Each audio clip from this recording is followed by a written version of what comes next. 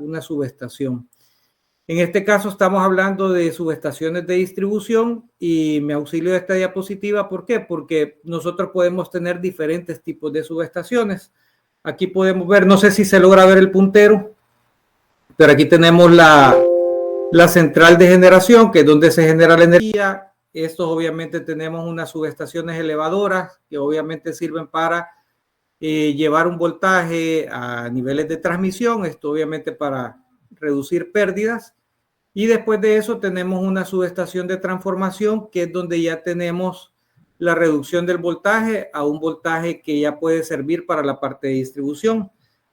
Normalmente nosotros tenemos los transformadores de distribución, que son los que vemos en las bahías de la distribuidora, y que son los que ya reducen el voltaje del nivel digamos, de transmisión de energía a niveles de distribución, normalmente 13.2 kV, 23 kV, 46 kV, que son voltajes, digamos, típicos que tenemos acá.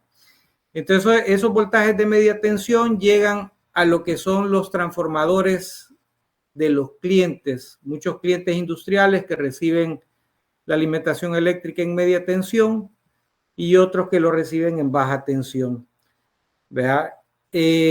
Nosotros nos estamos enfocando en estos dos últimos, que son los que normalmente tenemos potencias que pueden andar, ¿verdad?, desde los pequeñitos, hablando potencias, por ejemplo, de 15 kVA, hasta transformadores que pueden ser de 1 mega. Obviamente la temática, como les comentaba, es bastante amplia, entonces no significa que lo que veamos acá sea lo único que se puede hacer, digamos, de rutinas de mantenimiento. Sin embargo, son las mínimas que deberíamos de tener. Y eso, para poder también entrar en detalle, vamos a enfocarnos con un tipo de transformador que es de los más comunes y que se utilizan tanto en la parte de distribución por parte de las distribuidoras, aunque también por clientes, ¿verdad? En la parte de industria y comercio, y son los transformadores convencionales que vemos acá, los tipo poste, les dicen algunos. Podemos tener diferentes configuraciones, tanto en la parte de pues un banco trifásico, como el que tenemos aquí a la derecha, como un monofásico, como el que tenemos aquí a la izquierda. Y de aquí de esto, no sé si me confirma que ven el puntero. ¿Se ve el puntero o no? Sí se puede ver, ingeniero. Vaya, perfecto. Entonces, ¿qué es lo que tenemos acá? Bueno, en la parte superior tenemos las líneas de media tensión. Normalmente son las líneas que vienen de la distribuidora. Y de aquí, pues obviamente tenemos a un punto de conexión. Esta es la grapa de media tensión. Esto viene a un pararrayo. De ahí viene al cortacircuito y el cortacircuito obviamente al transformador. Estos dos elementos que estamos viendo aquí arriba son parte de la protección. Ahí son clave. Obviamente el pararrayo o apartarrayo se conoce más en algunos lugares por apartarrayo para no confundirlo con los pararrayos como las puntas Franklin. Él es un varistor de óxido metálico que simple y sencillamente cuando hay, por ejemplo, una elevación de tensión, él se comporta como un cortocircuito y si se fijan en la parte de abajo, aquí en este punto viene una conexión hacia tierra. Aquí tenemos la barra de puesta a tierra, en este caso de este transformador. Entonces, cualquier descarga atmosférica, por ejemplo, que haya en la línea, este dispositivo va a tener la función de poderla drenar. Yo me voy a adelantar porque hay cositas que las podemos ir viendo y en las presentaciones pues las podemos evacuar más rápido. Entonces, un punto clave, por ejemplo, cuando van a hacer un mantenimiento es revisar el estado del pararrayo. Muchas veces uno puede ver el pararrayo de que está, me explico, aparentemente en condiciones buenas, sin embargo, la parte de abajo está abierta. Entonces, eso ya de entrada también pone en vulnerabilidad lo que es la parte de la instalación. ¿Por qué? Porque obviamente si este punto está abierto, las descargas atmosféricas no se van a drenar y obviamente esto va a pasar a lo que es la instalación del cliente, ¿verdad? Y tenemos acá lo que es el cortacircuito, ¿verdad? Que tiene esta candelita que es donde está un fusible. Y esa pues no es más que un fusible que no sé si se recuerdan de los conceptos, ¿verdad? Él tiene su su tiempo de respuesta. Y obviamente aquí, digamos, a nivel de mercado, la mayoría de los fusibles que se utilizan y que se encuentran son tipo K. Pues aquí este fusible tiene la función de que si hubiera alguna sobrecarga o incluso un cortocircuito, pues él va a abrir la línea de alimentación primaria y obviamente va a aislar la falla o sobrecarga que pudiera haber. Entonces estos dos elementos que son muy comunes los vamos a encontrar en subestaciones. Sin embargo, hay que mencionar, o sea, esto es, digamos, como lo más común y lo más económico, digamos que podría ser como la opción mínima viable. Sin embargo, hay instalaciones ya de mayor capacidad en donde esta parte de aquí, esta línea, puede venir a un cable de potencia y alimentar una celda de media tensión, y en la celda de media tensión podemos tener relés, ¿verdad? Que pueden tener una protección más fina y mucha más información referente a lo que es la parte de protección y control, ¿verdad? De lo que es la parte de la subestación. Por eso les mencionaba que este tema es muy amplio, sin embargo vamos a hablar de lo más común. Y aquí a la derecha pues podemos ver una configuración de un banco trifásico con los mismos componentes. Si se fijan es repetitivo, solamente que para cada fase tenemos esos componentes y obviamente tenemos una parte de alta, ¿verdad? Y una parte de baja tensión. Esta es la parte obviamente que ya normalmente va para los equipos, para lo que es, digamos, la distribución de la energía a través de los centros de carga y ahí obviamente para los equipos. Entonces, digamos que es como lo más básico que podemos ver en una instalación. Obviamente en configuraciones, ¿verdad? De bancos podemos tener diferentes tipos y se fijan acá, por ejemplo, en esta imagen podemos ver que este banco tenemos conectados los bushing H2 unidos. Esto ya me está diciendo que es una estrella y es una estrella flotante.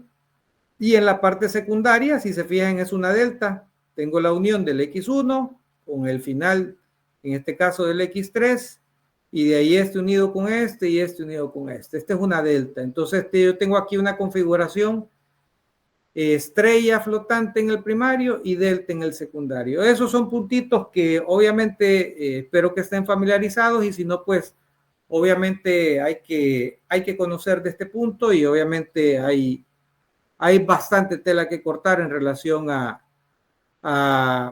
esto, ¿verdad? Hay diferentes configuraciones que podemos tener. Normalmente esta configuración en el secundario es muy común utilizarla cuando tenemos una salida que es a 120/240, y si se fijan tiene una pata del transformador del bushing secundario que está puesta a tierra. Entonces este se conoce como una highlight, vea, en donde yo tengo salida de esta subestación a 120/240 y tengo que tener cuidado porque tengo una fase alta, ¿verdad? Eso también es importante tenerlo presente también a la hora de hacer un mantenimiento, porque si yo no si vuelvo a armar la subestación y no tengo presente que hay una fase alta, puedo eventualmente esa fase alta generar fallas en equipos, porque sabemos de que ahí no vamos a tener 120 entre línea y el neutro, sino que vamos a tener 208. Entonces hay que tener cuidado con eso. Las partes del transformador, pues ya muchos las conocen, no me voy a extender mucho. Sabemos que tenemos la parte del bushing, ¿verdad? En la parte de media tensión o alta tensión. Tenemos la parte de los bushing de baja tensión. Tenemos obviamente un punto de conexión de la cuba a tierra. Tenemos obviamente la parte interna donde tenemos obviamente los bobinados y el papel dieléctrico. De hecho, hay un punto clave, ¿verdad? Cuando se habla de mantenimiento de este tipo de transformadores, si le hacemos o no le hacemos pruebas de aceite, ¿verdad? Bueno, vamos a abordar un poco más ese tema. Obviamente aquí dentro de esta parte tenemos los bobinados, ¿verdad? Sabemos de que en un transformador tenemos el bobinado primario, el bobinado secundario. Tenemos los datos de placa. Aquí obviamente en los datos de placa es importante ver datos como la potencia del equipo. Muy importante ver cuando hacemos instalaciones el peso del equipo, la polaridad, si es polaridad aditiva o sustractiva, entre otros puntos. Aquí tenemos el cambiador de taps, ¿vea? O conmutador, como aparece aquí. Esto obviamente es para poder hacer una regulación de voltaje. Y obviamente su tapadera, ¿verdad? Esto, digamos que en términos de componentes, lo podemos hallar también en un transformador tipo pad mounted.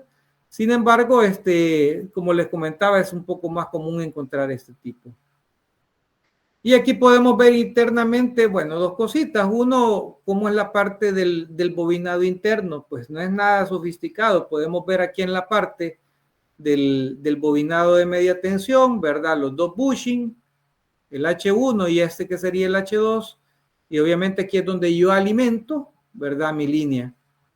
Entonces, aquí alimento con el primario y aquí a la salida, ¿verdad? Por inducción, me va a generar lo que es el voltaje secundario. Normalmente este punto central va a tierra, aquí apareció cortado el símbolo de tierra, y aquí es donde yo tengo normalmente para este tipo de transformadores una salida de voltaje 120-240. Y hay que hablar ese punto, también es importante. Nuestros voltajes nominales son 120-240. No es 110-220, como coloquialmente se maneja, y ese punto también es importante irlo corrigiendo, porque normalmente cuando uno pide los equipos hay voltajes que son a 220 y normalmente es un voltaje utilizado normalmente en México que es 220, 127 línea neutro, 220 línea, entonces tenemos que saber especificar bien. Y aquí podemos ver, por ejemplo, esta configuración.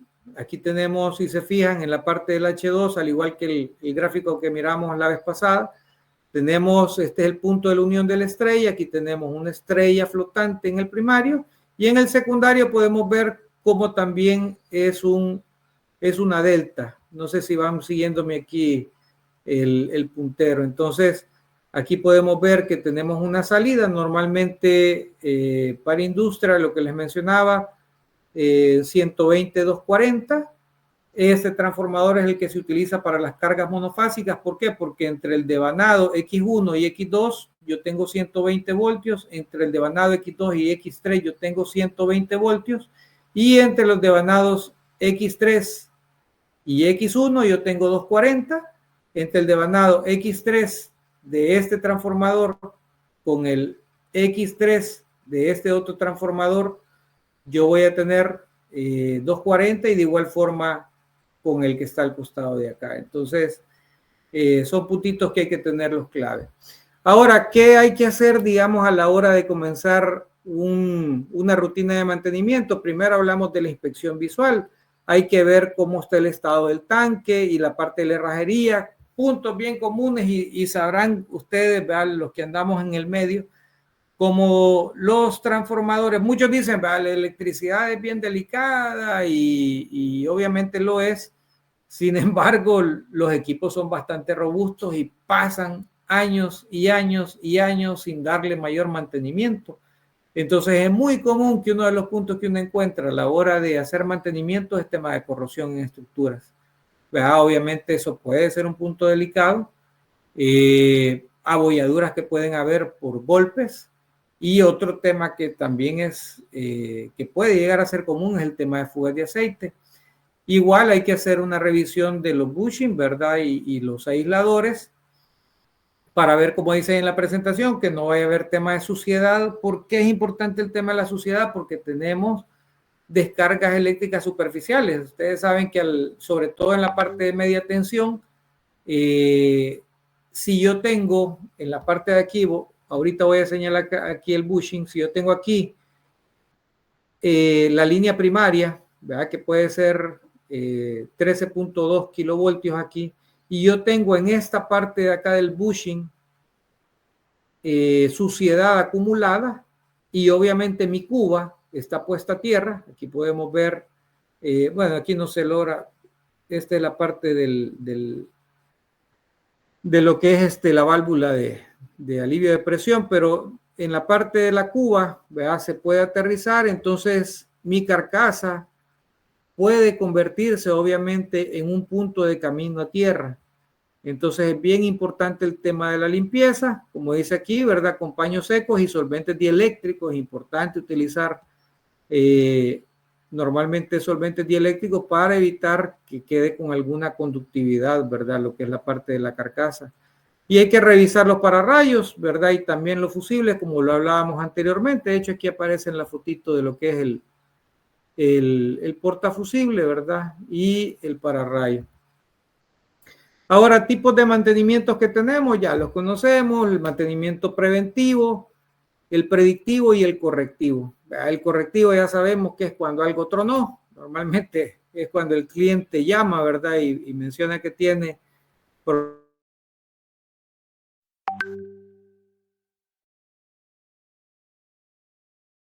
la tendencia que se tiene por ahora en la parte de mantenimiento de subestaciones y obviamente el preventivo, que son las programadas de rutina. Sin embargo, sabemos de que las programadas de rutina, incluso en nuestro país, a veces ni existen, pues, o sea, pasan subestaciones, y eso no me dejan mentir, abandonadas por años, y obviamente cuando llegan a ver la subestación es porque hay que ver el enfoque correctivo, ¿verdad? Cuando hablamos del tema de mantenimientos, y en este caso el preventivo, ¿verdad? Y obviamente también orientado con el predictivo, hablamos de una serie de equipos que tenemos que tener presente para poder revisar cómo está nuestro equipo, ¿verdad? En relación a sus condiciones internas. ¿Qué tenemos ahí? Bueno, la medición de resistencia de aislamiento, conocido como Megger, ¿verdad? Sin embargo, Megger es una marca. Hay diferentes tipos de equipos. De hecho, aprovecho ahí la oportunidad para mostrarles esos equipos que ustedes están viendo. Son algunos de los equipos que nosotros utilizamos para poder hacer los mantenimientos, y aprovechando también ahí haciendo el comercial, si alguien eventualmente está metido en esta temática y no cuenta con los equipos, pues nosotros también brindamos lo que es la parte de los alquileres. Un punto importante es que estos equipos deben de contar con su certificado de calibración. Eso es clave. ¿Por qué? Porque obviamente si voy a hacer una medición, tengo que tener la certeza que la medición es confiable. Los equipos que nosotros manejamos, vea, igual para dar el servicio de mantenimiento o alquiler, tienen ustedes la confianza de que obviamente cuentan con su certificado de calibración vigente. Entonces, este equipo de medición de resistencia y aislamiento es uno clave. El otro, que es el de relación de transformación, de ahí hay que revisar balances de carga para ver que obviamente no tengamos desbalanceada la carga dentro del transformador, la termografía infrarroja y la medición de puesta a tierra. ¿Podemos hacer más pruebas? Por supuesto. Eso sin duda se puede hacer. Pero digamos que estas que estamos hablando son como las mínimas. Ahora, hablando del tema de la medición de resistencia y aislamiento, hay varias normativas. Yo ahorita me he centrado en algunas de ellas. Sin embargo, ustedes sabemos de que hay normativas europeas, normalmente basadas en IS, ¿verdad? Que también tienen sus criterios para poder definir cuáles son los criterios de hacerle la prueba. Pero esta IEEE, ¿verdad? El estándar 43-2013, hablamos de qué niveles de tensión tenemos que aplicarle, en este caso, al equipo que vamos a medir. Hay que mencionarlo, esta norma está pensada más que todo en máquinas rotativas, sin embargo, también tiene aplicación en transformadores. Rotativas, hablamos motores, ¿verdad? Por ejemplo. Entonces, ahí nos dice, por ejemplo, si ustedes van a hacer una prueba con un equipo que trabaja a menos de 1 kilovoltio, llámese, por ejemplo, un motorcito o un transformador seco que fuera, por ejemplo, 240 primario, 208 secundario, ahí estamos hablando de voltajes abajo del kilovoltio. Pues entonces, si yo le voy a hacer pruebas, tendría que inyectarle un voltaje de 500 voltios DC. ¿Vea? Por ejemplo, si yo tengo que mi voltaje del equipo anda entre 1 y 5 kilovoltios, tengo que aplicarle 1000 voltios DC. Si anda entre 5 y 12 kilovoltios, tengo que aplicarle 2500 voltios DC. Por ejemplo, si yo le voy para un transformador que está operando a 23-13-2, pues tendría que hacer la prueba en este caso con 5000 voltios, con 5 kilovoltios. ¿Y qué tenemos acá como valores de referencia? Bueno, esto como regla de dedo, deberíamos de tener 1 megaohmio por cada kilovoltio de tensión. Por ejemplo, Si yo tengo un transformadorcito y mi transformador, por ejemplo, es de 13 kilovoltios, yo sé que debería de tener un aislamiento de alrededor de 13 megaohmios para decir, bueno, ok, ¿verdad? Está en condiciones buenas. Además de eso, podemos ver otros indicadores como el índice de polarización. No aparece aquí el DAR, ¿verdad? Pero también podríamos hablar del índice de absorción rápida, en donde ya son indicadores que según relaciones de tiempos y valores que vamos a tener, me puede indicar si el aislamiento está en buen estado o si eventualmente el aislamiento está comprometido, ¿verdad? Entonces, este punto es clave. Obviamente hablar del equipo no me voy a extender, ¿verdad? Pero hay que conocer cómo se maneja, en este caso, el equipo para poder hacer estas pruebas. Se hacen obviamente mediciones de lo que es la parte del primario, el aislamiento de lo que es los bushing primarios con el tierra, los bushing secundarios con el tierra y el aislamiento entre bushing secundarios con el primario. Entonces, para esos tres casos tenemos que ir sacando cuáles son los valores de referencia de la medición de aislamiento. De ahí tenemos lo que es el tema de relación de transformación. Bueno, de hecho, este equipo que estamos viendo acá, este es el medidor de aislamiento y este que estamos viendo aquí es el de relación de transformación. ¿Qué es lo que nos está diciendo el medidor de relación de transformación? Bueno, que realmente lo que nosotros estamos manejando en placa de la relación de lo que es el voltaje primario con el secundario está dentro de una tolerancia que no debe pasar de más o menos 0.5% del valor nominal de placa. Obviamente, ¿por qué es importante hacer esta medición? O sea, todos sabemos de que un transformador tiene un devanado primario y un devanado secundario. Y obviamente, para que esta relación no se mantenga, significa que las relaciones de vueltas han cambiado. Y para que cambien, obviamente, nos puede estar indicando que hay un cortocircuito entre algunas espiras o en efecto podría ser también un tema de contactos. Entonces, esta medición de relación de transformación también es una medición clave que no solamente nos va a decir de que obviamente esa relación de transformación está bien, sino que nos está diciendo, en caso contrario, por dónde podría estar el problema. Aquí voy a hablar también otro punto clave. Obviamente uno normalmente año con año hace este tipo de rutinas de mantenimiento o debería de. Sin embargo, cuando hablamos de un transformador que viene de fábrica, como consejo sano, siempre pidan las pruebas FAT, la Factory Acceptance Test.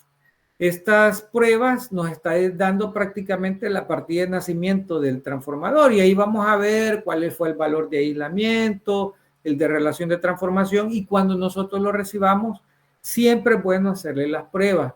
¿Por qué? Porque en el camino obviamente puede haber sufrido algún golpe, vea el equipo y demás, a veces que no sean visibles, por ejemplo, qué sé yo, el camión iba pasando y en un bache, me explico, el transformador internamente se puedan haber movido componentes y demás. Entonces, este tipo de pruebas nos puede ayudar a validar que el equipo lo estamos recibiendo en las condiciones que salió de fábrica. Entonces, ese es un punto también bastante importante porque muchas veces recibimos los equipos y no le hacemos las pruebas. Es bien saludable medirlo y sobre todo cuando tenemos garantías detrás. Ya es un poco también compartir esa información. En transformadores ya de gran potencia normalmente podemos hablar de las pruebas de EXFRA, ¿verdad? Que básicamente, no sé si se recuerdan o las han visto, que es un diagrama de Bode, ¿verdad? El que saca, que es un análisis de respuesta en frecuencia, pero obviamente esos análisis son para ya transformadores de gran tamaño y donde las inversiones son considerables, hablando de transformadores arriba de 5 megas. Por eso les decía que hay muchos temas que se pueden hablar, sin embargo, para este tipo de subestaciones, estos son como digamos los más básicos.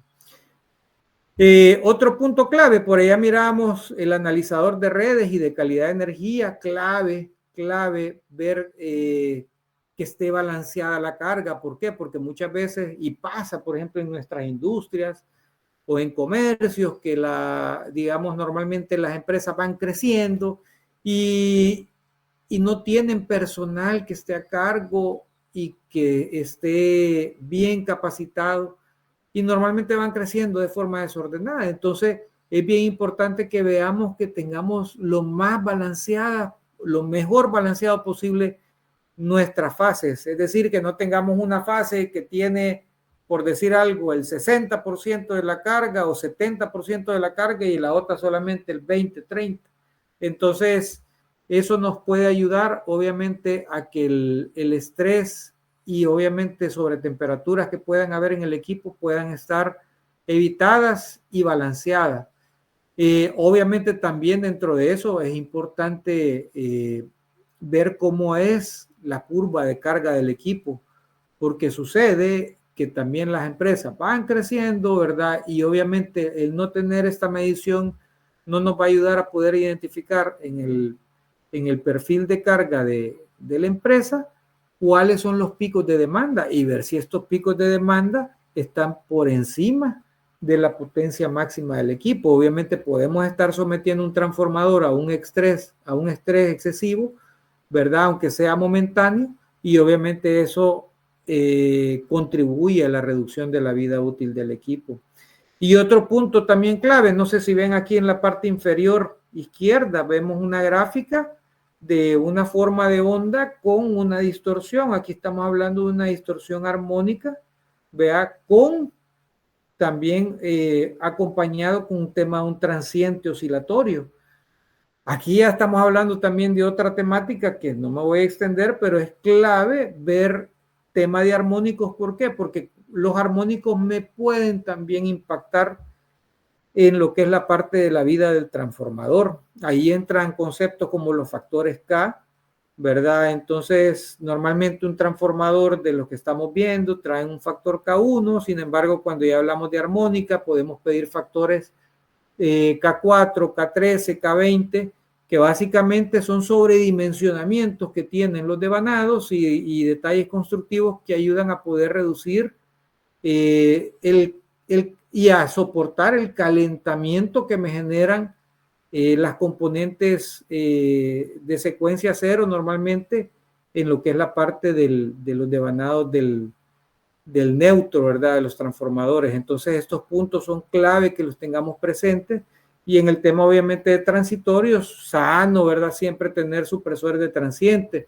Es cierto que tenemos el pararrayos, que es nuestro primer supresor de transiente de potencia, ¿va? Porque obviamente él soporta kilovoltios y tiene kiloamperios de descarga. Sin embargo, siempre van a haber remanentes de picos que podamos tener de voltaje hacia lo interno de la instalación, y por eso es bien importante siempre prever la instalación de estos en cascada. Entonces, un punto también saludable en una instalación. Pruebas de aceite dieléctricas. Bueno, hablando de lo más común, ¿verdad? El tema de la rigidez dieléctrica, básicamente es ver a qué tensión se rompe la rigidez dieléctrica del aceite. Eso es, digamos, como un punto básico normalmente en transformadores tipo PAD. Hablar de hacer estas pruebas en transformadores tipo poste, ¿verdad? Pues es muy, les diría, cuestionable. Primero, por el costo, obviamente, de la prueba, y lo otro porque normalmente no tienen válvulas de drenaje. Entonces, algunos colegas acostumbran a abrir la cuba, cosa que en lo personal yo no lo recomiendo, porque obviamente al abrir la cuba, pues hay una mayor contaminación de nuestros ambientes. De hecho, cuando se hacen ese tipo de pruebas, es bien importante ver temas de humedades que hay en el ambiente para obviamente tratar de reducir el ingresarle humedad, ¿verdad? Lo que es la parte dentro de la cuba del transformador, y entonces son detallitos que hay que tener presentes. Sin embargo, hay otras pruebas, ¿verdad? Que se puede ver como dice ahí, contenido de humedad, cromatografía de gases disueltos, detección de degradación del aislamiento, entre otros, entonces que se pueden hacer. Sin embargo, para estos transformadores, yo siempre digo, bueno, ¿cuánto me cuesta hacer las pruebas en el tiempo de vida del transformador y cuánto me cuesta un transformador nuevo, ¿verdad? Entonces, es un punto. Y lo otro es que indirectamente, cuando hacemos mediciones de aislamiento, ¿verdad? Con el equipo del medidor de aislamiento o Megger, como le conocemos comercialmente, indirectamente vamos a medir, ¿verdad? Cuál es el nivel de aislamiento que tiene el aceite, no al punto de ruptura, ¿verdad? Obviamente no es que es esta prueba, pero sí nos va a dar un indicador, ¿verdad? Porque obviamente cuando vemos el aislamiento entre primario y secundario, por supuesto que tenemos a lo interno lo que es el papel dieléctrico y obviamente el aceite, y obviamente ese punto pues indirectamente vamos a poder ver cómo está el estado. Temas de cambio de aceite, bueno, también otro punto que en algún momento se ha escuchado hablando de ya de mantenimientos correctivos. Sin embargo, en este tipo de transformadores, ¿verdad? Los que son tipo poste, yo en lo personal no lo recomiendo, y en un transformador tipo pad, sin duda se puede hacer. Sin embargo, hay que tener presente criterios como por ejemplo utilizar las recirculadoras de aceite, porque un punto, digamos, que es clave es tratar de extraer del papel dieléctrico, porque el papel dieléctrico está impregnado, obviamente, del aceite contaminado o que ya se requiere cambiar. Y yo puedo cambiar, obviamente, el aceite de la cuba, pero si mantengo el papel dieléctrico impregnado con el aceite que ya tiene un bajo nivel de aislamiento, pues no voy a hacer mucho. Entonces, ¿por qué? Porque obviamente me va a contribuir a lo que es la parte de descargas que pudieran haber. Ahí tenemos, por ejemplo, valores que normalmente la norma STMD 1816 habla, ¿verdad? Y según, digamos, la separación de los electrodos que puedan haber. Sin embargo, como les repito, pues este es un punto que para este tipo de transformadores, para los tipos poste, yo por lo general no lo recomiendo, o eventualmente si se va a hacer, a veces en la válvula de alivio de presión se puede meter con un kit de jeringa, ¿verdad? Una sondita para poder extraer con una jeringa, se puede hacer, pero como les digo, vean costo-beneficio. Y sí, en un transformador tipo pad mounted, por las inversiones que son, sí vale la pena por lo menos hacer rigidez dieléctrica y tal vez más adelante otras pruebas. La termografía, clave hoy en estos tiempos, y sobre todo que la industria y el comercio crece de forma local. Esto nos va a ayudar muchísimo para poder ver puntos calientes que puedan haber, tanto en la parte de lo que son los bushing propiamente, como también las conexiones que pueden haber en el derivación de TAP y obviamente también en la cuba podría ser, aunque esto digamos por temas de ventilación. Entonces, ahí es clave, y aquí podemos ver en las imágenes cómo fácilmente y visiblemente se pueden ver puntos que tienen sobretemperatura. Entonces, esta es una herramienta que nos ayuda muchísimo, ¿verdad? A la hora de hacer las pruebas. Y obviamente se hace bajo carga, ¿verdad? No van a hacer las pruebas ya al final o en un momento del día en donde sabemos de que no está la operación intensiva del equipo. Por eso es importante ver cómo es la curva de carga, porque ahí nos va a ayudar a ver en qué momento del día es más intensivo lo que es la parte de la demanda de energía. Obviamente es en el momento en el que vamos a tener mayor estrés térmico, ¿verdad? Dentro de nuestros equipos.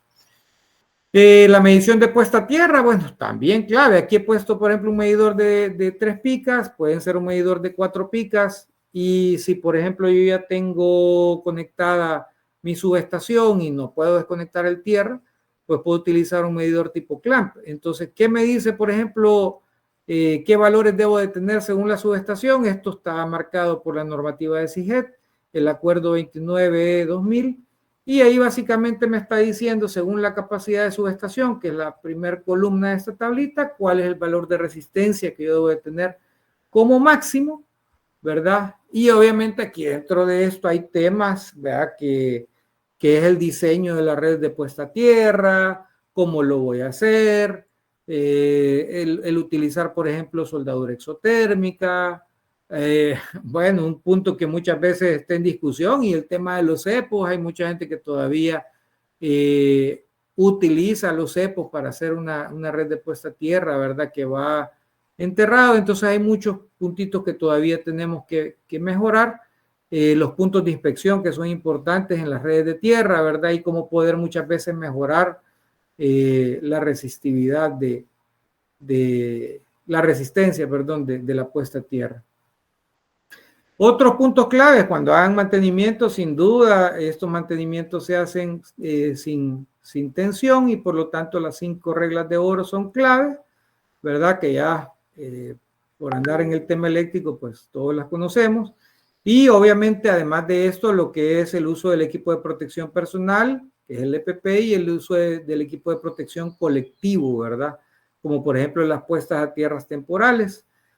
Ver tema de distancias de seguridad, punto clave. Ver, por ejemplo, muchas veces si yo tengo líneas cercanas, pasa que muchas veces yo puedo tener líneas cercanas y con el viento la línea se puede mover y me puede inducir voltaje en las líneas primarias donde yo estoy trabajando. Por eso es bien importante ver distancias de seguridad, ver lo que yo tengo en el entorno, ¿vea? Para que en este caso podamos trabajar de la forma más segura.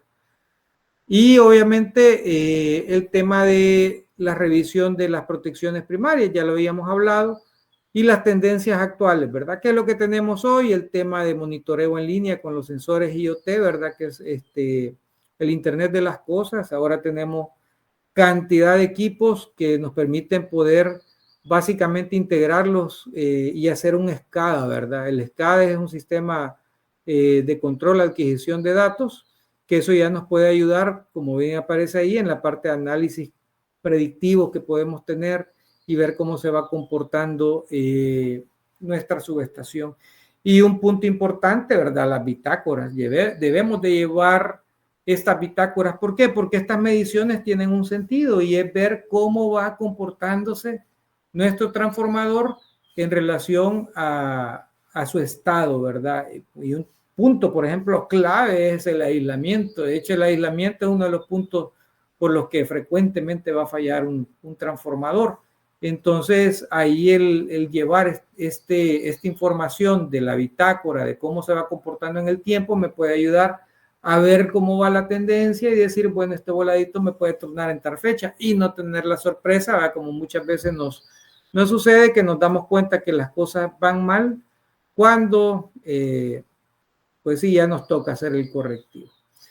Así que con esto pues he tratado de darles un panorama bastante rápido de lo que es la temática y bueno, hasta aquí dejaría yo mi intervención y dejaría este espacio pues para que podamos ahí comentar al resto de colegas y espero pues que este conocimiento les pueda también servir, ¿verdad? Para poder ahí compartir con ustedes un poco del quehacer nuestro.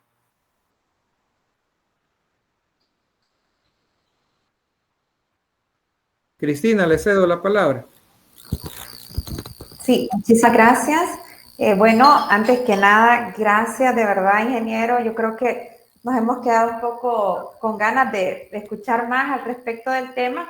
Para mí, en lo personal, es un tema que me genera mucha curiosidad porque son cuestiones que no son de mi manejo del día a día, ¿verdad? Entonces, de la forma en que usted lo ha explicado, incluso a mí me ha servido ahorita para entender algunos puntos que uno le puede trasladar a algunos usuarios finales con dudas que tienen del tema, ¿verdad? Así que gracias por esa explicación tan amplia y sobre todo porque ha hecho énfasis en algunos puntos que son claves, como por ejemplo, usted mencionaba el hecho de probar los transformadores antes. Eso creo que no todos tienen esa buena práctica y desde ahí pues creo que podemos ir tomando otras buenas prácticas. Aquí hay un par de preguntas que tenemos en el chat y luego de esas vamos a dar la palabra por si alguien tiene alguna consulta, ¿verdad? Dice, buenas tardes, pregunta Lindbergh, buenas tardes, ¿cuál es su opinión con respecto a la ubicación de los pararrayos en los transformadores de distribución? ¿Aguas arriba o aguas abajo de su fusible de protección?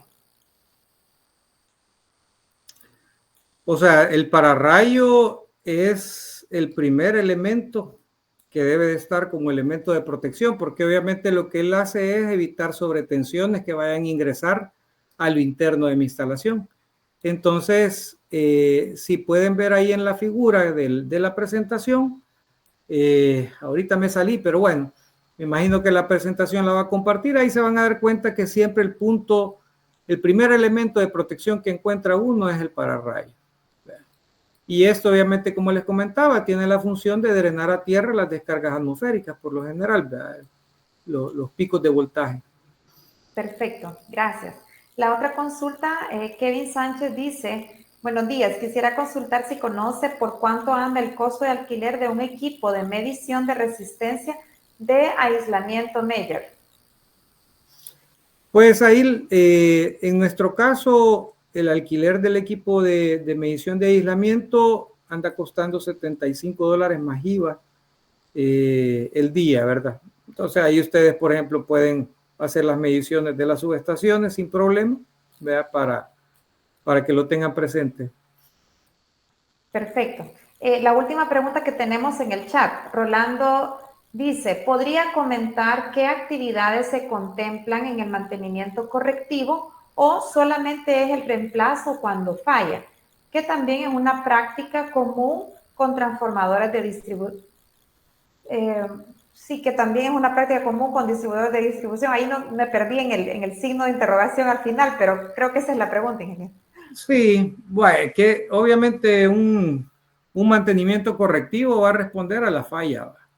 Ahí, por ejemplo, si puede pasar, por ejemplo, desde comenzar un pararrayo que se haya quedado pegado, me explico, que haya quedado pegado a tierra, entonces ahí de entrada yo tengo que aislar la falla y eventualmente hacer el cambio del pararrayo. Si se me fue un fusible, pues tengo que cambiar el fusible. Si eventualmente tengo una falla en un bushing, por ejemplo, porque tiene fuga, pues tendría que cambiar en este caso lo que es la parte del empaque del bushing, ¿verdad? O si me tronó el trafo, pues vamos a cambiar el trafo, ¿me explico? Entonces, ahí un correctivo va a responder a la falla que tengamos, ¿me explico? Hay otra pregunta más, dice, buenos días, ¿podría repetir cuáles son las pruebas que deben hacerse a los transformadores de potencia menores a 5 megas? Bueno, ya hablando de 5 megas para abajo, pues depende, ¿verdad? Porque un transformador de 1 mega para arriba, para mí es un transformador que requiere una atención más especializada, ¿verdad? Por ejemplo, hacerle las pruebas de tangente delta, pruebas que pueden haber, por ejemplo, de todo lo que es la parte de las pruebas de aceite, entre otros. Sin embargo, aquí, como les comentaba, estamos hablando de transformadores que son más comunes en industria y comercio con potencia abajo de 1 mega.